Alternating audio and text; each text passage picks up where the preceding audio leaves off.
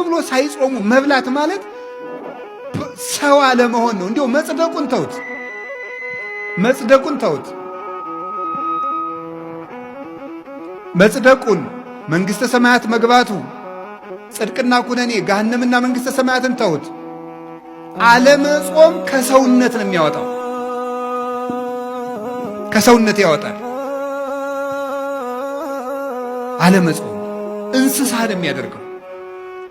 ቅዱስ ወግሪስ የተባለ አባት ብሎ ይናገራል። በቀን 3 ጊዜ የሚበላ ሰው እንስሳ ነው ይላል።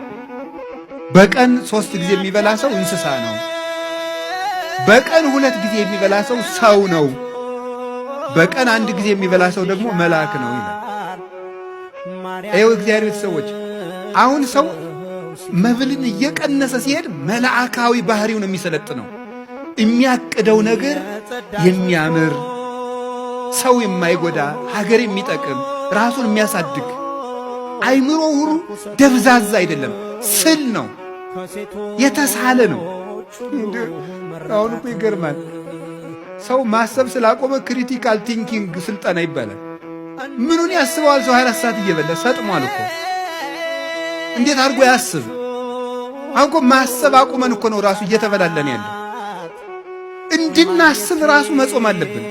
አይምሮአችን እየበላ ማሰብ አይችልም ነው የምላችሁ። እኔ እውነቴን ነው። ሐኪምም ካለ እዚህ መጥቶ መከራከር ይችላል። ሰው ዝም ብሎ እየበላ ቁጭ የሚል ከሆነ ማሰብ አይችልም። ደሙ ያለ መጠን ይመላል። የደም ዝውውር የሞቀ ነው። እንደዚያ ባለ ቁጥር ደግሞ ዝሙት ይሰለጥንበታል። የሚያስበው ምኞቱ ብቻ ነው። ትክክለኛ ሐሳብ ማሰብ አይችልም። እንዲገርም በደፈረሰ ውሃ ፊትን ማየት ይቻላል? አይቻልም። ውሃው እኮ ሲጠራ ነው። እኛ እኮ አሁን ደፍርሰናል። መብላት ደፍራሳ ጭንቅላት ነው ያለ እና የምናስበው ነገር ሁሉ ደፍራሳ ነው። የጠራ ዕቅድ የጠራ ሕይወት መኖር ከፈልጋችሁ እንዲሁ ክርስቲያን ባትሆኑ እንኳን ጾም ሰውነት ነው ማለት። ወደ ጽድቁ እንመጣበታለን። ጾም ሰውነት ነው። ወደ ጽድቁ ቅድም ነግሬያቸዋለሁ። እግዚአብሔርን የሚያስመስል ጾም ሰውነት ነው። ሰው መሆን ከፈልጋችሁ ጾሙ። አውሬ መሆን ከፈለግ ብላ 24 ሰዓት። እንስሳ መሆን ከፈልግ እባብ እንኳን እኮ ይጾማል። እባብ 40 ቀን ይጾማል። ስለዚህ እግዚአብሔር ሰዎች ጾም ምንድን ነው ከተባሉ የሰው ክብር ሰውነት ነው። ሰውን ሙሉ የሚያደርገው ሲጾም ነው። የማይጾም ሰው ሙሉ አይደለም፣ ጎደሎ ነው። እርግጥ ይሄ ጾም እኛ ስንቆጥረው 55 ቀን ሊመጣ ይችላል። ምክንያቱም 15ቱ ቅዳሜና እሁዶች ናቸው።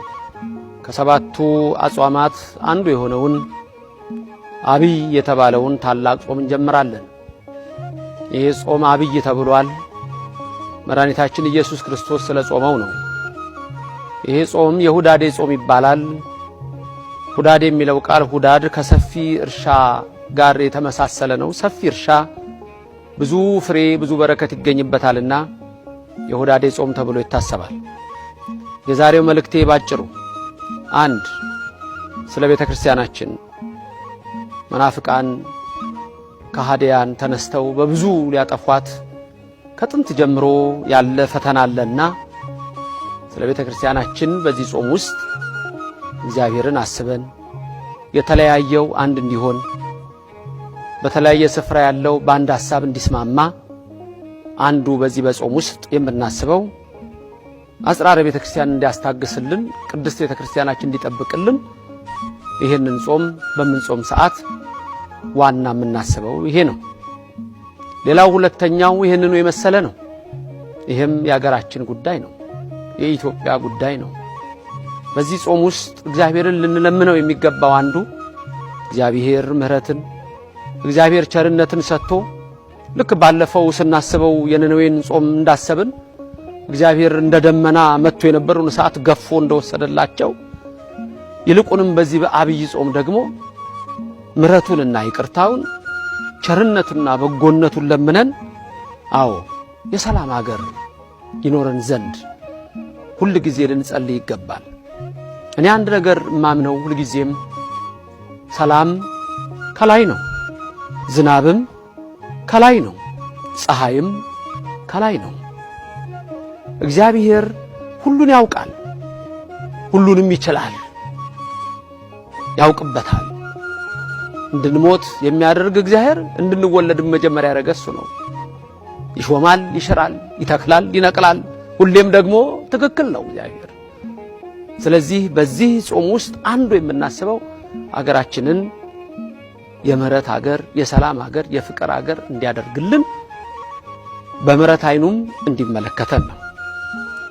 ሌላው በተለያየ ቦታ በስቃይ በመከራ ያሉ በእስር ቤት ውስጥ የሚንገላቱ ሰው ቤት ውስጥም ሆነው ሰው ቤት እስር ቤት የሆነባቸው ወገኖቻችን በተለያየ ዓለም ላይ የተበተነው ሕዝባችን ባሉበት እግዚአብሔር መልካም የሆነውን ነገር ያደርግላቸው ዘንድ መጸለይ ነው። ሌላው ስለ ራሳችንም መጸለይ ነው።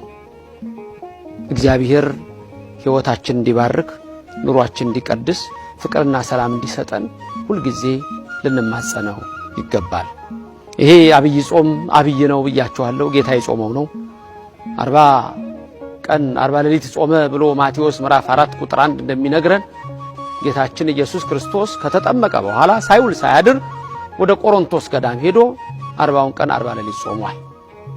እርግጥ ይሄ ጾም እኛ ስንቆጥረው 55 ቀን ሊመጣ ይችላል። ምክንያቱም 15ቱ ቅዳሜና እሁዶች ናቸው። በጠዋት ቁርስ ስለሚበላ ስለማይጾሙ ከ55 15ቱ ሲነሳ 40 ይሆናል። አባቶቻችን ይህን ስራ ሰርተዋል። ሌላም ትርጉም አለው። ለአሁን ግን ይህን ነው የማስተላልፈው። በዚህ አጋጣሚ ደግሞ የምነግራችሁ ቤተክርስቲያናችንን የሚቃወሙ ሰዎች የሚያስተምሯቸው ትምህርቶች አሉና በየርዕሱ ላይ በቅርብ ጊዜ ውስጥ በተከታታይ በዚህ በጾም ውስጥ እነዚህን ትምህርቶች እንደማስተምር ይህንን ለመግለጽ ነው። አብይ ጾምን የጾመ ሰው በረከቱም ከሌላ ጾም በረከት ትልቅ ነው። አብይ ጾምን የደፈረ ሰውም ሌላ ጾምን ከደፈረ የበለጠ ፍዳው ትልቅ ነው ማለት ነው። ስለዚህ እቺ ቃል ልዩ ናት። አምላክ የጾመውን ጾም ስለምንጾም ነቢያት ጸጋ ሳያገኙ የጾሙትን እኛ ጸጋ ዘንድ ስለምንጾመው እግዚአብሔር የተመሰገነ ይሁን። ወደ መጨረሻው ዘመን ጠላትን ለይቶ ማወቅ እንደ በረከት ይቆጠራል ብሏል። ገብቷችኋል? ለምንድን ነው? ሰው ሁሉ ምን ስለሚሆን ነው? አስመሳይ ስለሚሆን ማለት ነው። ሰው ሁሉ አስመሳይ ስለሚሆን በመጨረሻው ዘመን ጠላትን ማወቅ ራሱ በረከት ነው። አይገኝም። ሰው እየቀማ የሚመጣ ሰው እንግዲህ አይገኝም፣ እየሰጠ ነው የሚመጣ። ይገርማችኋል።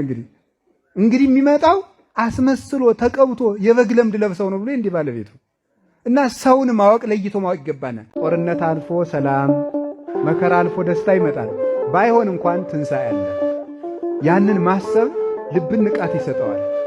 ተስፋ ቆርጠን ባልሆነ ነገር ውስጥ ከመውደቅ ይሰውረናል እና ትንሣኤ ያነሳል፣ ትንሣኤ ያነቃል። ሁላችንም የትንሣኤ ፍጡራን ነን። ደስ ሊላችሁ ይገባል። ሁሉም ፍጡራን አማረባቸው ምን አለባቸው ተንኮታኩቶ አፈር ሆነው ፈርሰው በስብሰው ይቀራሉ። እኛ ቀና ብለን ተፈጥረናል። ሁለት ዓይንም የሰጠን በአንድ ዓይናችን ምድሩን እንድንቃኝበት በአንድ ዓይናችን ሰማዩን እንድናስብበት። ስለዚህ የሰው ልጅ ክቡር ነው። በዚህ ደስ ሊለን ይገባል። ረግፈን የምንቀር አይደለንም። በሞቱ ሰዎችስ እንኳ ቢሆን ተስፋ እንደሌላቸው ምን አትበሉ ነው ያለቅሱ ጳውሎስ። አታልቅሱ ነው ያለው። ገበሬ አውድማ ጥሎ በዚያ ስታልፉ ደህና ዋላችሁ አይባልም። ዝም ብሎ ሃይማኖት ያወርድ እንዴት ዋላችሁ ነው የሚባለው። ጤፉን ያበርክተው ማለት እኮ ነው። ሃይማኖት ያወርድላችሁ እግዚአብሔር ወርዶ አውድማ ሃይማኖት ያወርድ ደህና ዋላችሁ ደህና ዋላ ላይ ያገሌ ናግማስ ቀምሰ ይለዋል። በጣም ንጹህ ጥንቅ ነው። አግማስ ቀምሰ ምን እንደሆነ አይገባኝም። ታስበው ግን ደስ ነው የሚለው።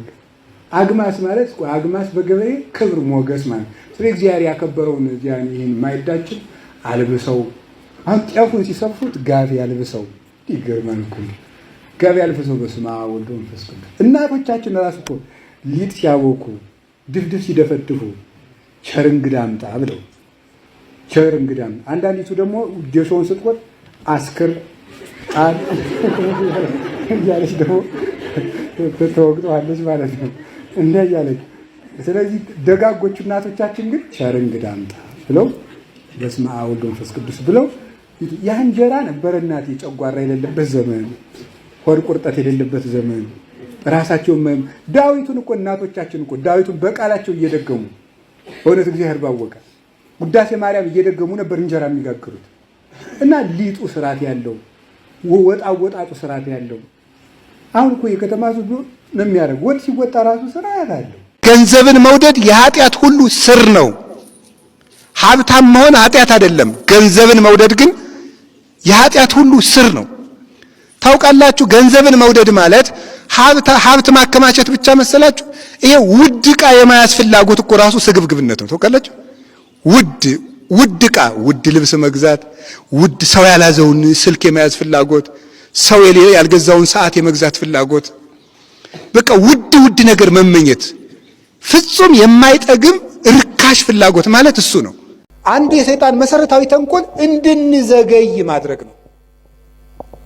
እንድንዘገይ፣ ለምሳሌ ከመታረቅ እንድንዘገይ ያደርገናል። ሳምንት እንታረቃለን፣ የዛሬ ወር እንታረቃለን እንዳል ቂም ሆኖ ይቀራል ማለት ነው። ማዘግየት። ቁርባን እናቀዳለን፣ እንድንዘገይ ነው የሚያደርገን። ይኸውላችሁ የማቴዎስ ወንጌል ምዕራፍ 25 ላይ እንደተጻፈው መንግስተ ሰማያት 10 ደናግል ትመስላለች ተባለ። ከዛ 5ቱ ጠባበኞች ናቸው፣ 5ቱ ሰነፎች ናቸው። 5ቱ ዘይት ይዘዋል፣ እነዚያ ዘይት አላዙም፣ ተኙ።